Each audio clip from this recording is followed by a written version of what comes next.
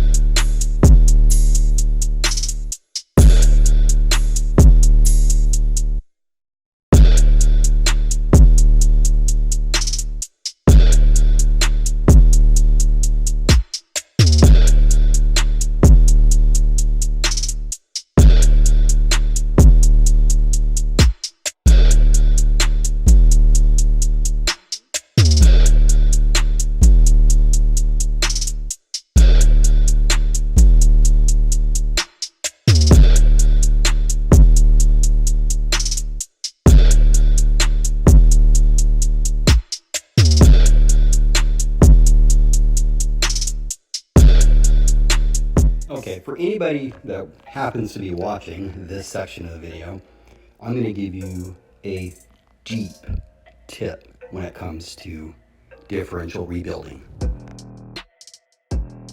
Straight gold.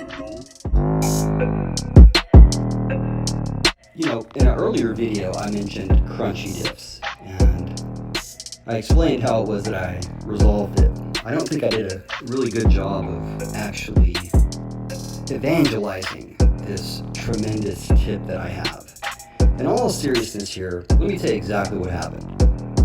I built a lot of differentials, as some of you might know. And usually the problem is not the actual differential itself, but when it's put inside of its diff housing and it's meshing with the pinion gear.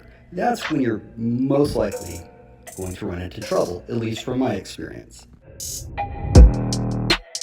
This evening, I changed the caster blocks on my Hyper 7. I went from a 19 degree to a 22 degree.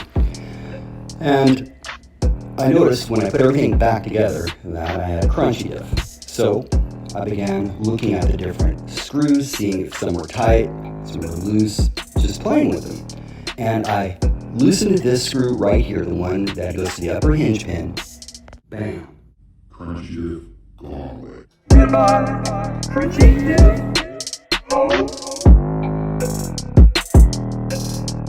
Even more interesting, I was able to get the ring pinion gear smoother by tightening a screw on that same side, just on the lower half of the bulkhead. The best way to conceive this is think in terms of the star technique.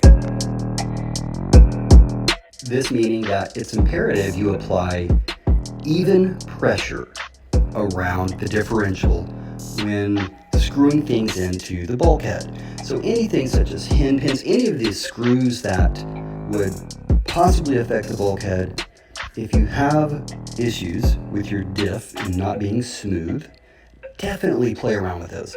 Tighten it half a turn if you can, loosen it half a turn, etc. It's amazing the difference it makes.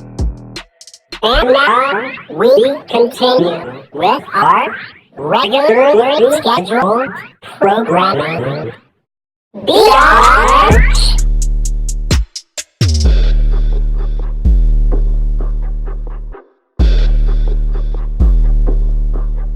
And we keep it moving. We balance tires.